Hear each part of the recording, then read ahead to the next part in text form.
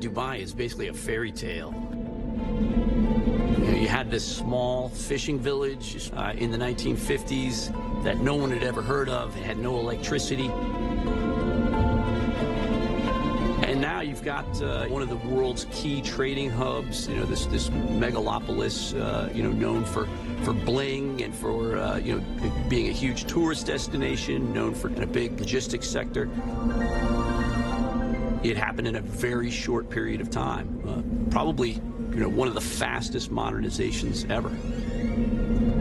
This is the story of one city's improbable rise and the innovation that makes it thrive in one of the most inhospitable places on the planet.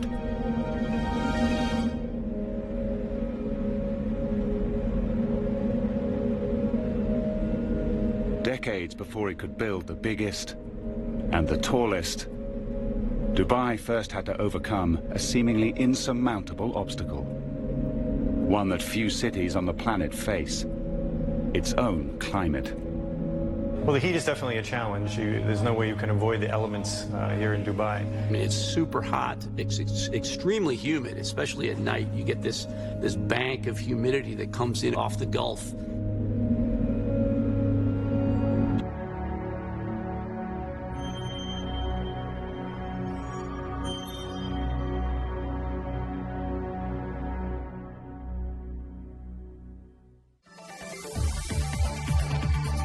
It's not just about bigger and taller anymore, it's about going green. With few fossil fuel resources, Dubai may have no other choice. Dubai has a bunch of stark environmental challenges. So it is a city that is it's a net energy importer. It's also one of the most energy-intense places on Earth. So per capita energy consumption in Dubai and in the surrounding region is higher than it is in America. Dubai is now looking to change that. It hopes to reduce energy and reduce the city's carbon dioxide footprint, both by 20%. That's the goal for 2030. But one local developer already has a working model of what the future could look like. It's called the Sustainable City, a 2 million square foot complex of homes built to be zero net energy. Ferris Said runs the company behind it. No one on the world have done this in this way. We succeeded to cover all the aspects of environment and sustainability by the highest standards under one umbrella. The 500 homes here are powered by solar energy, yet oriented to avoid direct sunlight inside. Water is recycled on site. And you won't find cars here. The community even grows its own vegetables. We wanted to see it from a holistic point of view. We wanted to cover sustainability by all aspects and to the highest standards. Ferris came up with the idea at a time when other ambitious developments started going bust. In 2009, Dubai went through a huge financial crash. The city was almost insolvent. For Ferris, it was a turning point. When the crisis hit, we had to think in different direction. We had to think in a more creative way. For him, that meant cornering the green market. Ferris visited other sustainable models in Japan, Denmark, and California to borrow best practices of each for his city.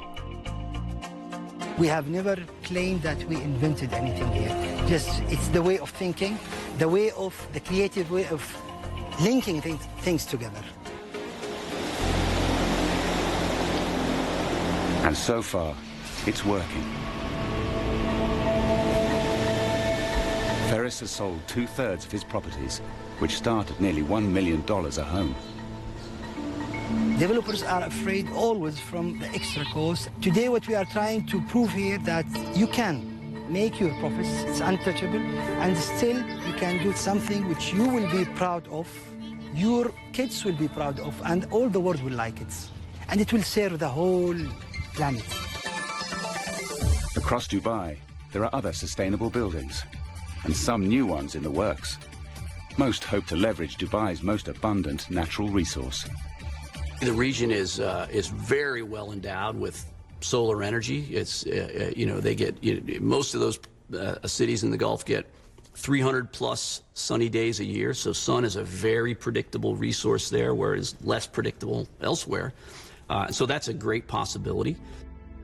Better technology will help, but only if residents know how best to use it, say analysts.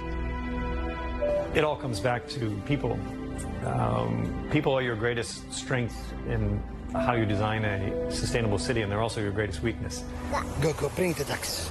That's why education is one of Ferris's main goals. Bring it. He plans to build a school here to teach future generations about the impact of sustainability. When you see what's happening with the climate change, this makes you worried. We developers, we have a huge impact we can make. Oh.